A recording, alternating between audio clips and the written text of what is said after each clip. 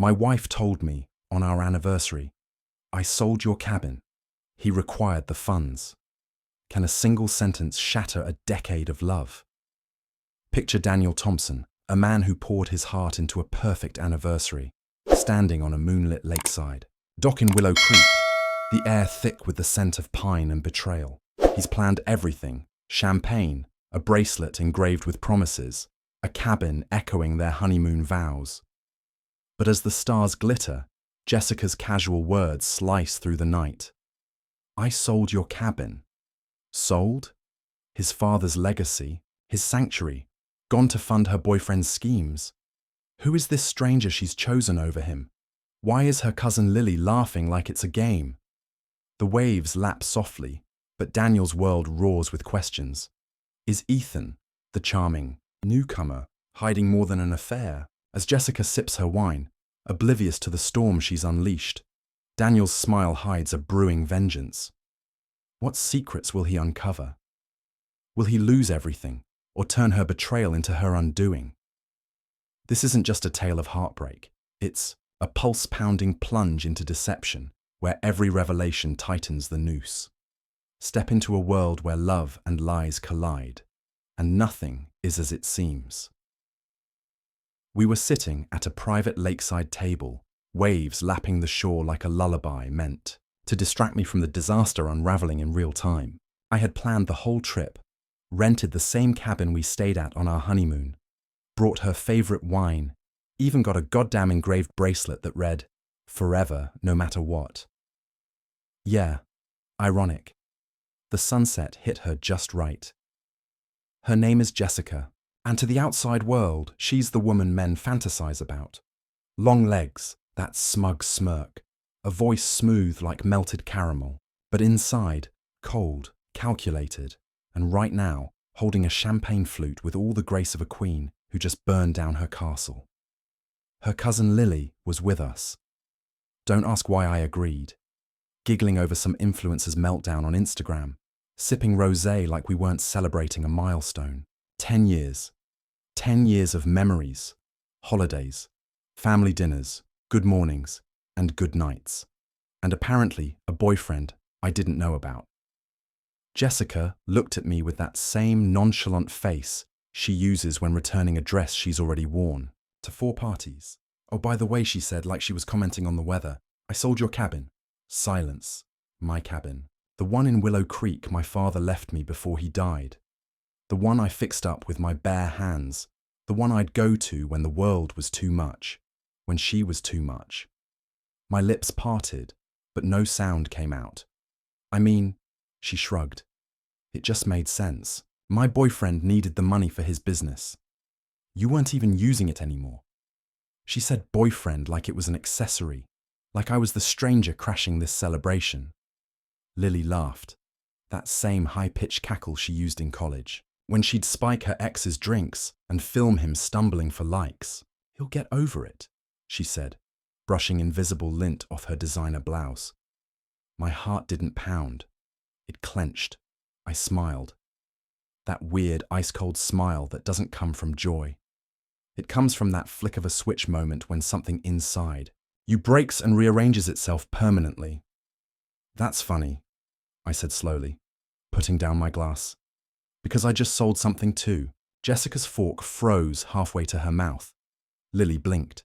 That silence, that thick, unbearable shift in energy. It stretched between us like a piano wire, and I plucked it clean. I sold the company, the one your boyfriend was borrowing resources from, to a firm overseas. It's gone. You'll get the paperwork next week. The blood drained from her face like a faucet had opened. You're bluffing, she said. I pulled out my phone, swiped once, showed her the email. $4.8 million, closed. Effective immediately. Lily gasped, like a reality star at the wrong kind of scandal. Jessica reached for her glass and missed. I stood up. Oh, and while we're being honest tonight, your boyfriend, Ethan, I had him investigated 3 weeks ago. I leaned in close. I know about the money laundering, the fake crypto company, and the underage bartender in Denver. FBI's been notified. I picked up my blazer slowly, savoring the confusion and rising panic in her eyes. Her mouth opened, but no words came. For once, she was speechless. And then I added, loud enough for the couple at the next table to hear, "Enjoy the rest of your romantic weekend, ladies. It's the last one you'll be having for a long time." I walked off the lakefront, with the kind of calm only revenge can deliver. Not because I wanted it to end like this, but because I knew this moment wasn't the beginning of my loss. It was the beginning of her downfall. You ever have a moment where your soul steps outside of your body and watches your own life like it's a movie? This was that. And I wasn't the victim anymore.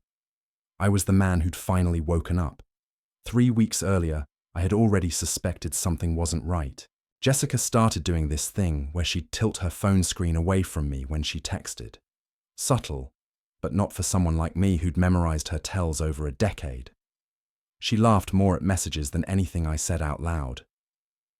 The intimacy between us, the casual brushes of fingers, the long hugs in the kitchen, the late-night whispers before sleep, gone like someone flipped a switch. I noticed receipts in the trash from restaurants I'd never taken her to. A pair of men's sunglasses in the back of her car. Once, when I came home early from work, I saw her at the kitchen table smiling at her laptop like it was telling her sweet secrets. She slammed it shut like it burned her the moment she saw me. Said she was just watching a podcast. Right. It wasn't one thing. It was a dozen tiny things, all adding up like bricks forming a wall between us. But the real blow came when I checked. Our joint bank account. That cabin, my retreat, my escape, had been transferred. Not listed for sale, not appraised, not negotiated. Sold quietly, discreetly. The funds routed through a shell account. And the name on that account, Ethan Carter. That's when I hired Mark, my old friend from college, now a private investigator with a grudge against cheaters after his own wife slept with his brother. He had a knack for this kind of thing. Within days, I had phone logs, texts, photos. I saw her on video stepping out of a hotel with him, her hand casually on his lower back like it belonged there. I watched her kiss him in a parking lot like no one was watching. But someone was me. They'd been together for 6 months. 6. While I was planning anniversary trips, she was moaning fake promises into another man's neck. The night I confronted her, I didn't scream. I didn't cry. I just waited for her to show up late again.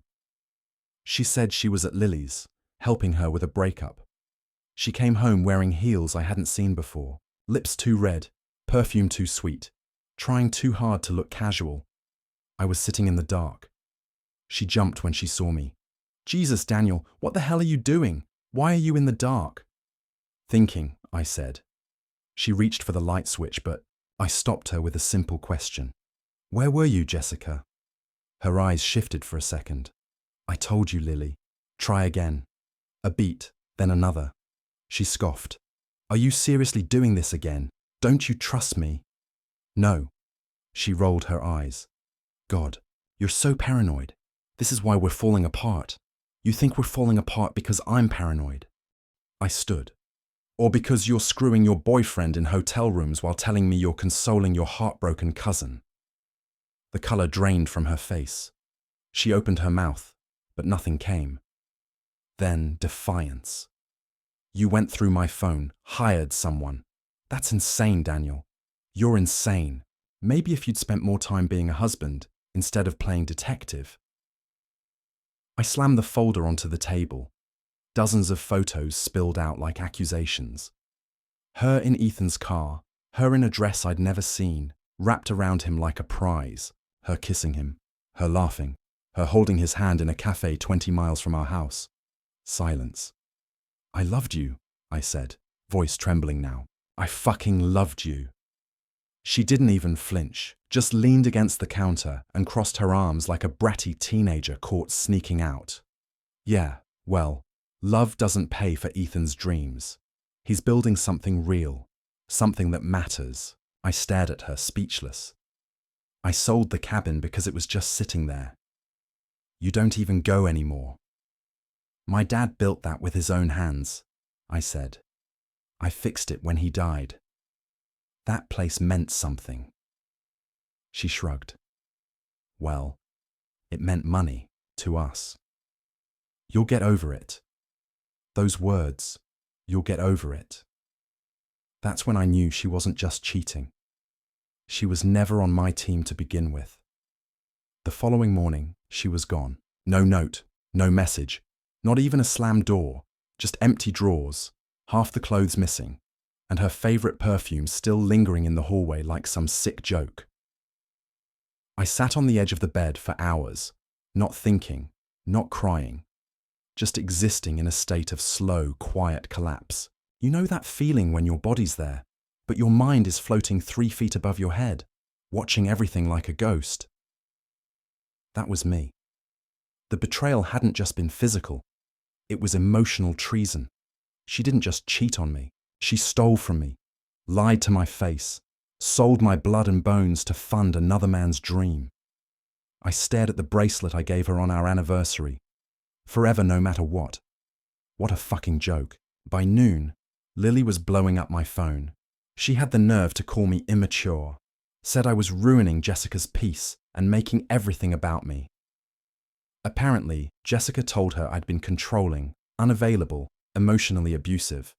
I laughed so hard I nearly choked. Me? The guy who brought her coffee every morning, who never once checked her phone, who paid for her yoga retreats, her designer clothes, her random girls' trips with 0 questions. I blocked Lily's number. Around 2 p.m, Mark called. You might want to sit down for this, he said. I'm already on the floor. He sighed. Ethan's not just some broke loser with a startup. He's married. Silence. Lives in Denver. Wife's name is Sarah. 2 kids. Jessica's not the only one being lied to. I nearly dropped the phone. So what? She's the side chick. Looks like it, but she doesn't know yet. I thanked him and hung up. And then I laughed. A real laugh. The kind that comes from deep in the chest, when the pain turns so ridiculous it starts to rot. She betrayed me for a man who was also betraying her. Poetic justice if I've ever seen it. But I wasn't done. I drove to the cabin, or what used to be mine. I needed to see it one last time before the legal paperwork kicked in. The air up there was cold, sharp, trees whispering like they'd seen too much. I walked through the front door and stood in the silence of that creaky old house. Every board I'd hammered, every window I cleaned, every memory gone, traded like a pawn ticket. I left a note on the kitchen counter. You'll get over it, right? On my way back, I stopped at the law office. The divorce papers were ready. I didn't even flinch. When I signed them, didn't hesitate. The only thing I felt was a burning bitter satisfaction. She'd left with nothing but her delusions and a crumbling fantasy built on someone else's lies. That night, she called me. Blocked number, but her voice unmistakable. You didn't have to humiliate me like that, she hissed. You sold my father's legacy for a man who doesn't even want you. You're just bitter. No, I'm free. She hung up. I stared at my reflection in the window. Same face, same scars, but different eyes. Hardened, sharper, wiser. I wasn't the man who planned anniversary trips anymore. I was the man who survived Jessica. 3 days passed without a word from her. I figured she was busy playing house with Ethan, pretending she'd upgraded her life, letting herself believe that burning everything down was worth whatever false paradise she'd crawled into. Then Sarah called, Ethan's wife. Her voice was steady, but underneath there was this quiet tremble, like someone who hadn't slept in days. You're Daniel, right? Yes. I found your number in my husband's hidden files. I think we need to talk. We met at a diner off the highway, one of those old school spots with vinyl booths and faded photos of Johnny Cash on the wall. She looked tired, not physically. She was stunning, honestly, but tired in her soul, like someone who'd been lied to so well for so long that she no longer trusted her own instincts. She slid a manila folder across the table. I opened it and froze. Screenshots, emails, financial records, photos. Ethan had been using Jessica as a funnel. He was moving money through fake business fronts under her name. Her name, not his. That's why he needed my cabins sold. He needed more assets in her name to shift the heat away from him. She doesn't know, Sarah said. He's setting her up. He's planning to disappear. It hit me like a truck. Jessica, the woman who threw away our marriage like yesterday's trash, was about to be left with more than a broken heart. She was about to take the fall for a man who didn't give a damn about her. I should have felt pity. I didn't. I thanked. Sarah left cash on the table and walked out into the night with my hands shaking. Not from fear, from rage.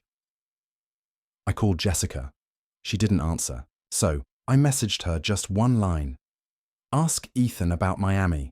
She called back in 2 minutes. Daniel, what are you talking about?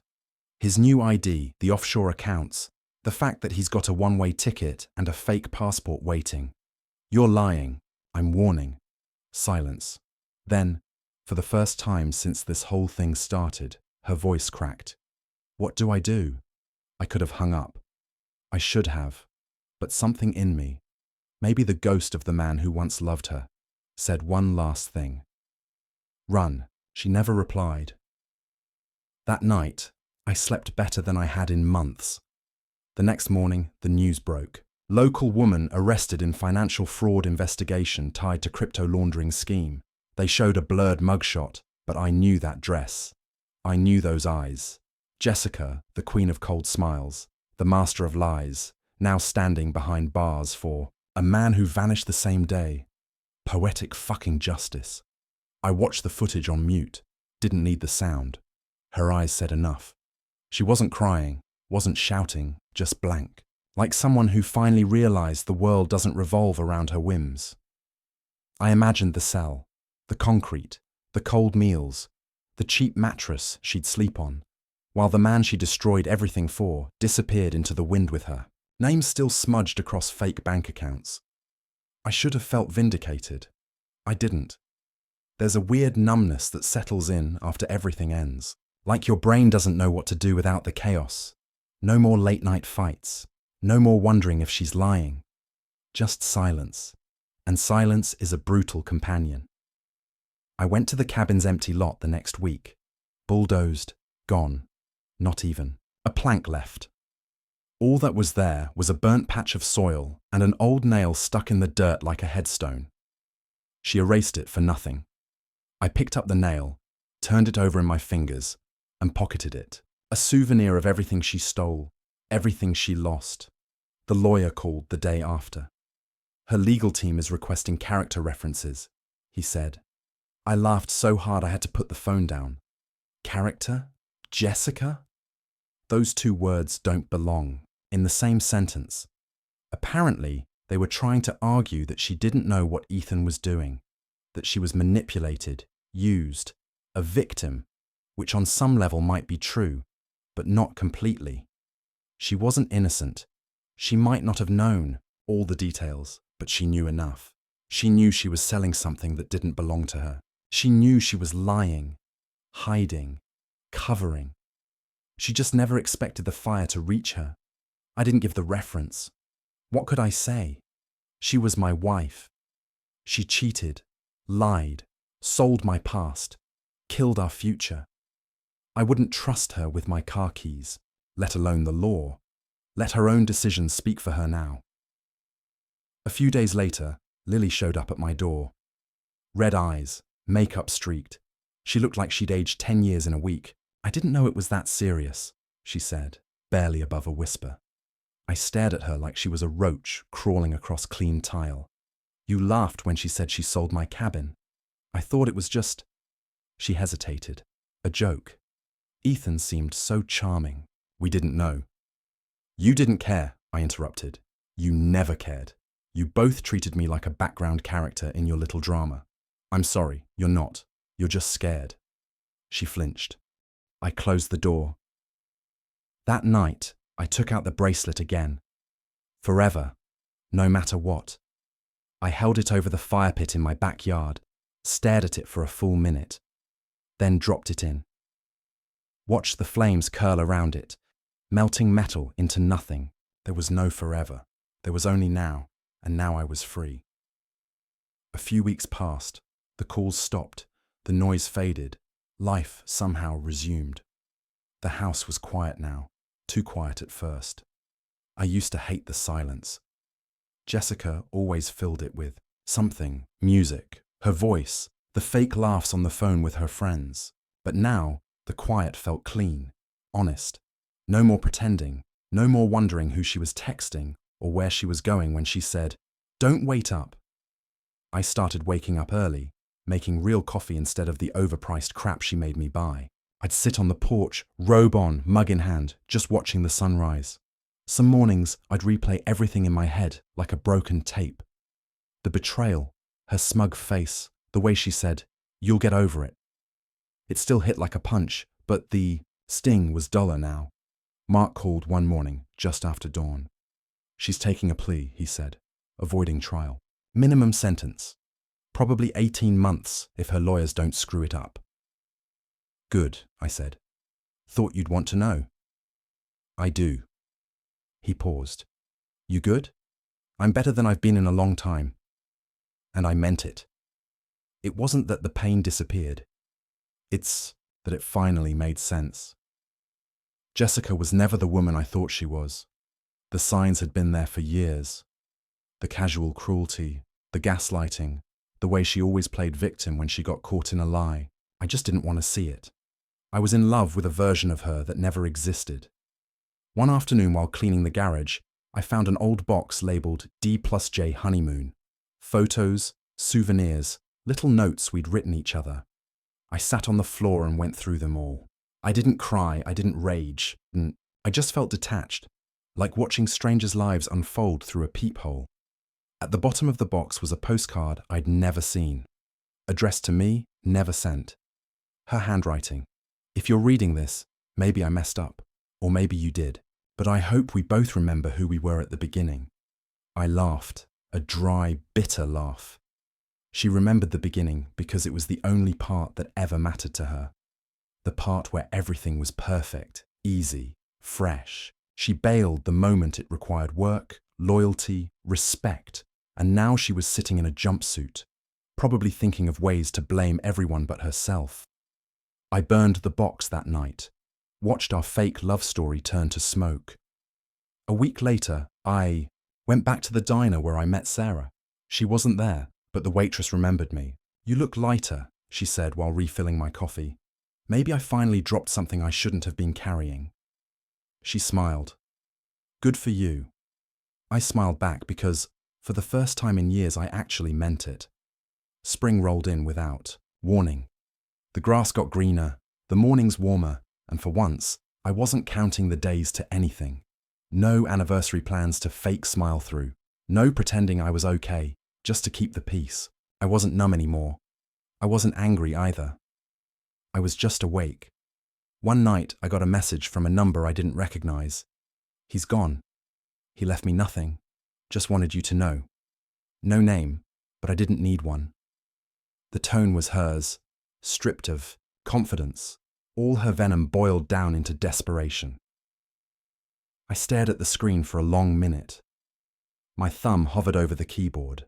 Then I turned off the phone, let her sit in the ashes she created. The next morning, Sarah called. She'd moved out of Denver, taken the kids, started over near her sister in Oregon. She said she felt like she could finally breathe. "You ever think, we were all just extras in Ethan and Jessica's self-absorbed movie?" she asked. "Yeah, but now we're off set.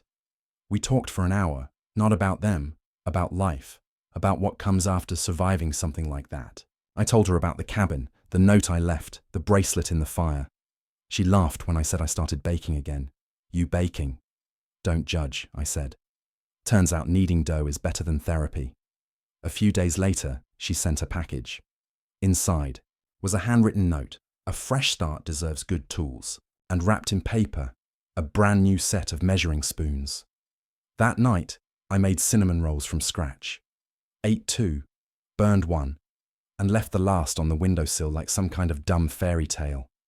But it felt good. Honest. Jessica once said, I was boring, that I lacked ambition, that I didn't make her feel alive. What she didn't realize was that real peace isn't loud. It's not flashy. It's not champagne on rooftops with men who lie for a living. It's quiet mornings, knowing who you are, living without pretending. Weeks turned into months. Her trial made the news again. Ethan was never found. Some say he's in Belize. Others think he faked his death. I don't care. I don't follow the updates anymore. I live. One night, I walked into the same lakeside restaurant where she betrayed me. Alone this time. Sat at the same table, ordered the same wine. The waiter gave me a strange look. Waiting for someone? He asked. No, I said. Not this time. And I raised a glass to no one. But I smiled like I was surrounded by 1,000 ghosts finally fading away. A few days ago, I got the official letter. Jessica Thompson has been released from custody after serving a reduced sentence. No apology, no message. Just a fact printed on government paper as cold and sterile as she always was at the end. I folded it up and tucked it into the back of a drawer. Not because I needed it, but because it felt like the last page of a chapter I'd already closed. She's out there now somewhere, probably still chasing the next high, the next easy dollar, the next man foolish enough to believe her curated smile. But she'll never get another second of my life.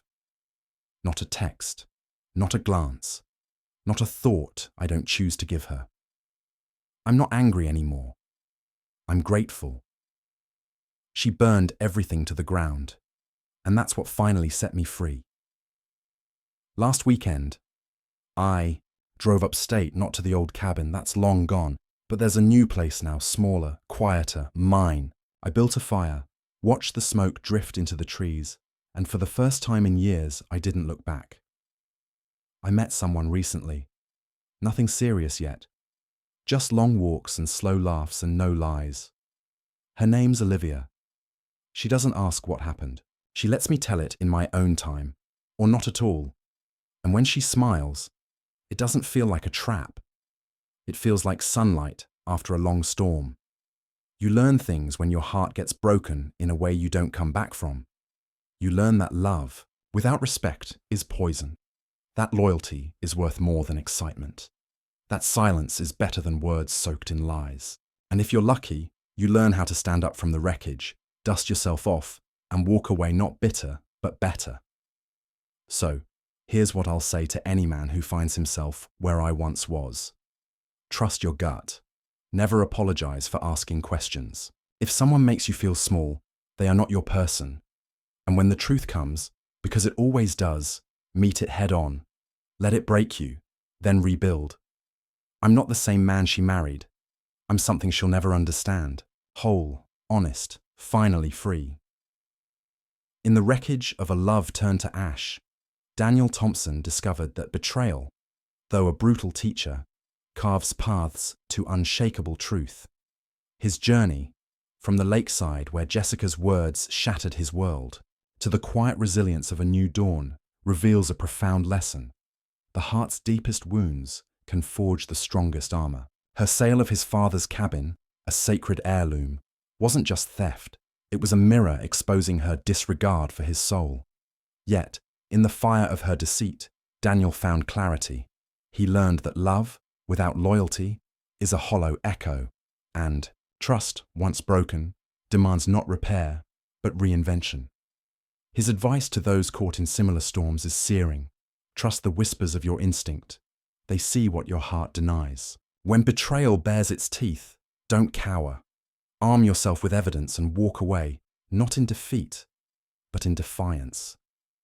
Daniel's refusal to give Jessica a character reference, his burning of their shared past, taught him to release illusions and embrace reality's sharp edges. Life's greatest battles aren't fought in courtrooms or on lakefronts, but within, where you choose to rise above the ruins. For every man or woman staring down a partner's lies, know this. Freedom isn't found in forgiveness alone, but in reclaiming your worth. Daniel's new life, simple, honest, open to Olivia's sunlight, proves that from betrayal's ashes, a stronger self can emerge, whole and unbound.